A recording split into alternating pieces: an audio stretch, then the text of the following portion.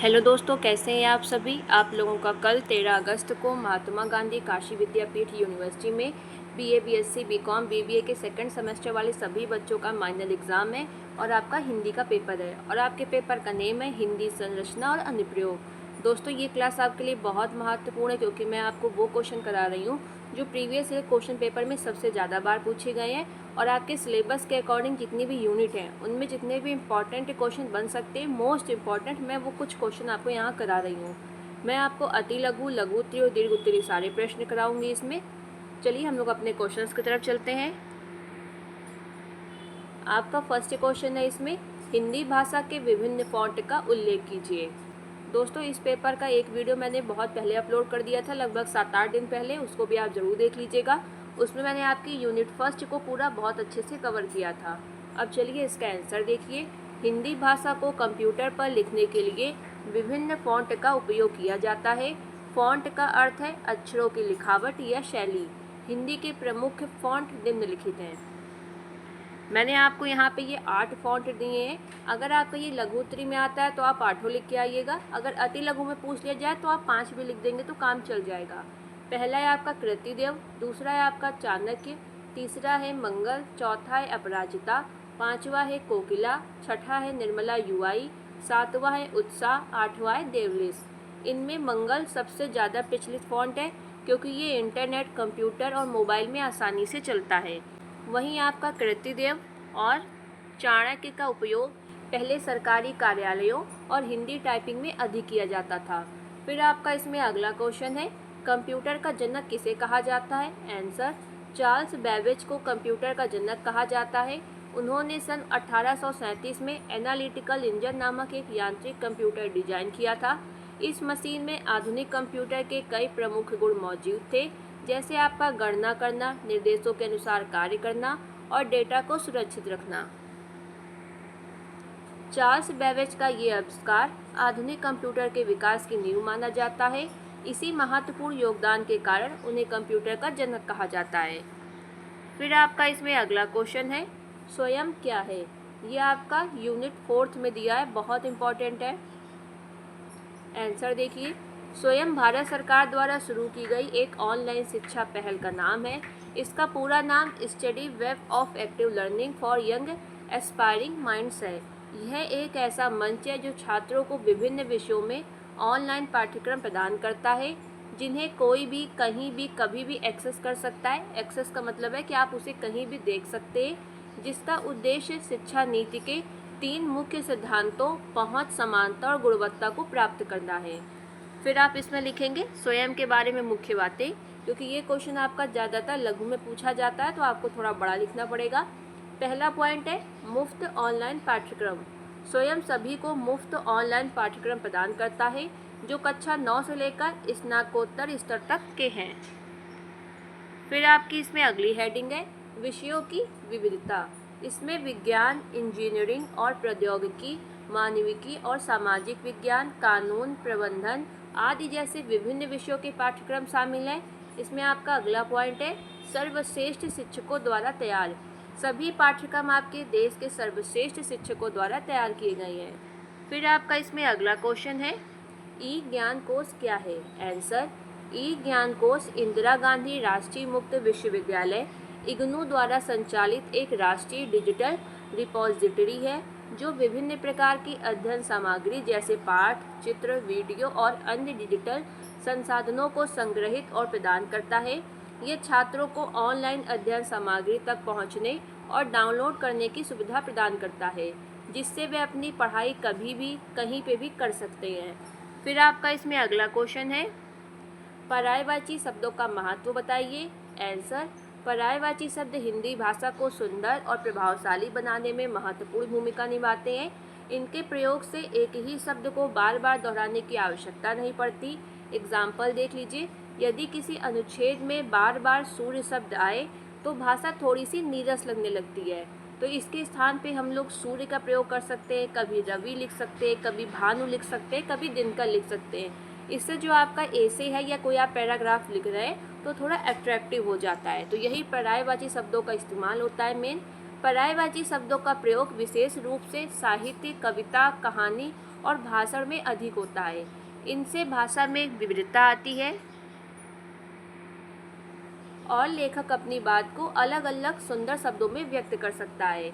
निष्कर्ष में क्या लिखेंगे? पर्यायवाची शब्द भाषा को रोचक, सुंदर और प्रभावशाली बनाते हैं।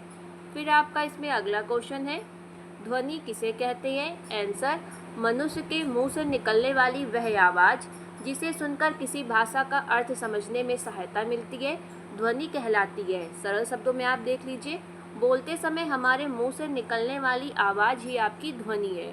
ध्वनि भाषा की सबसे छोटी इकाई मानी जाती है। ध्वनियों को मिलाकर आपके शब्द बनते हैं। जैसे आपकी ध्वनि क्या हुई? का, म, ल, और इनको मिला के आपका क्या बनेगा? कमल शब्द। यहाँ पे मैंने अच्छे से लिखा है, आप इसको पढ़ लीजिएगा। फिर आप इसमें डालेंगे, हिंदी की ध्वनियों को मुख्य रूप से दो भागों में बांटा गया है। पहला है आपका स्वर ध्वनि, दूसरा है आपका व्यंजन ध्वनि।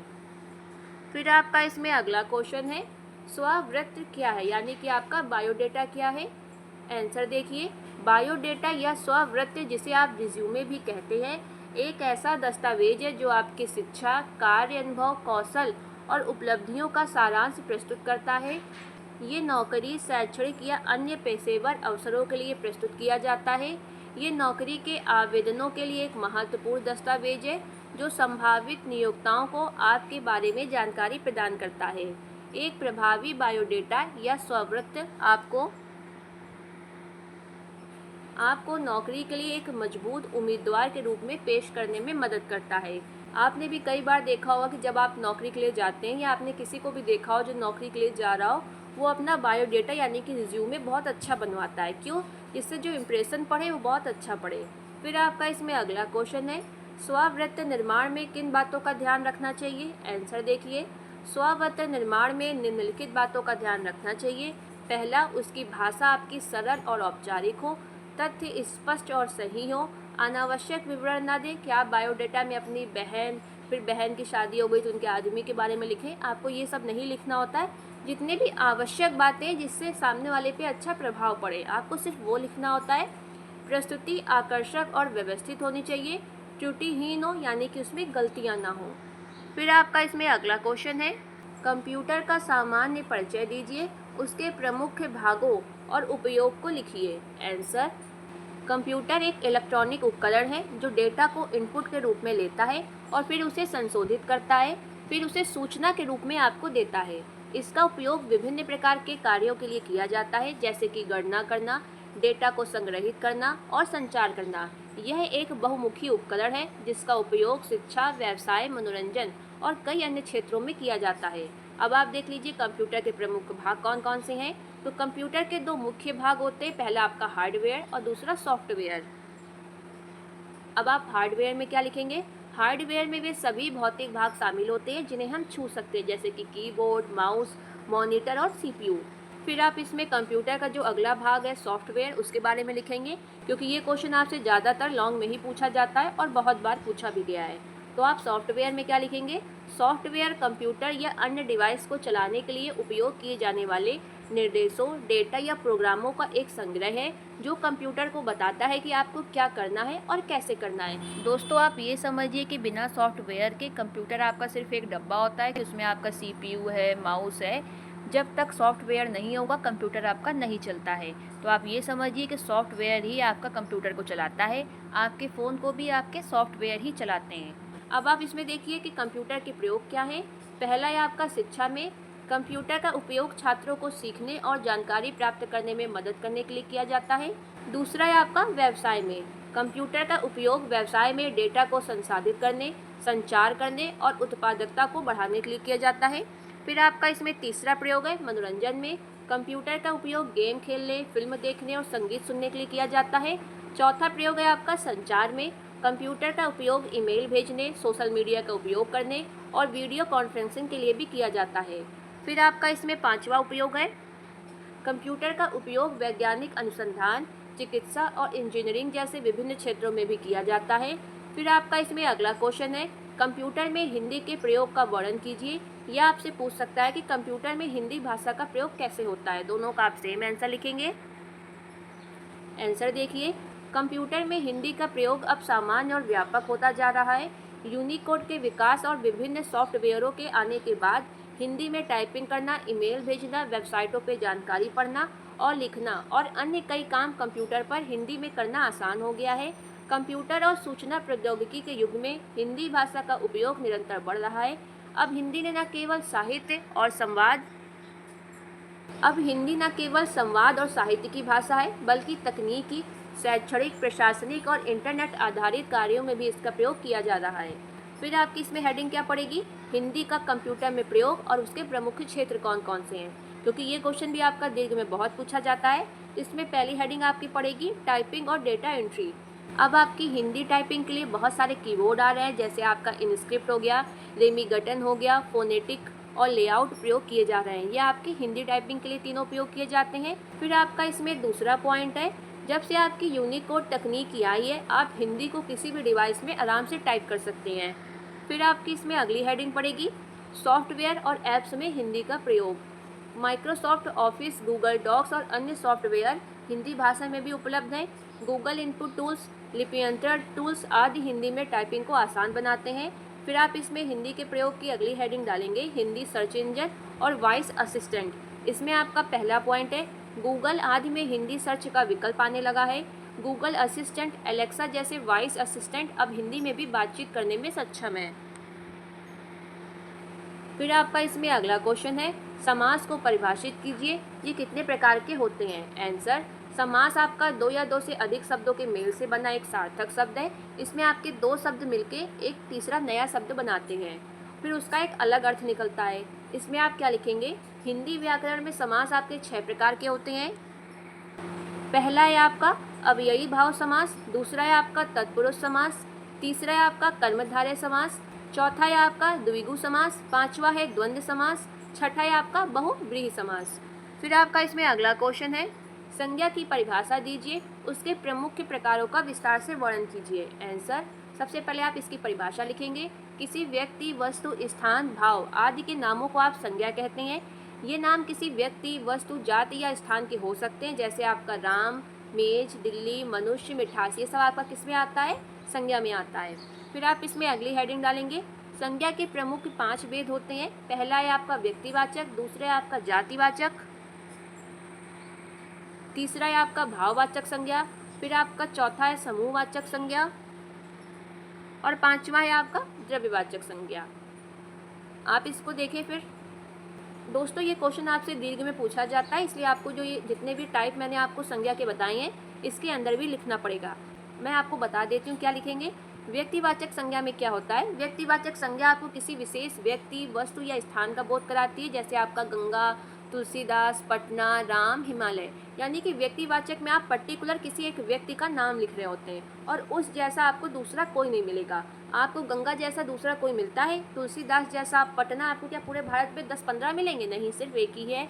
राम भगवान आपके पूरी दुनिया में एक ही है। अगर आप कहेंगे पर्टिकुलरली किसी व्यक्ति का नाम हो सकता है, तो वो व्यक्ति भी आपका पूरी दुनिया में एक ही होगा। राम नाम बहुत हो सकते हैं, लेकिन राम नाम का जो व्यक्ति है उस जैसा व्यक्ति आपको दूसरा नहीं मिलेगा। हिमालय आपके भारत में सिर्फ एक ही है, 2-4 नहीं है।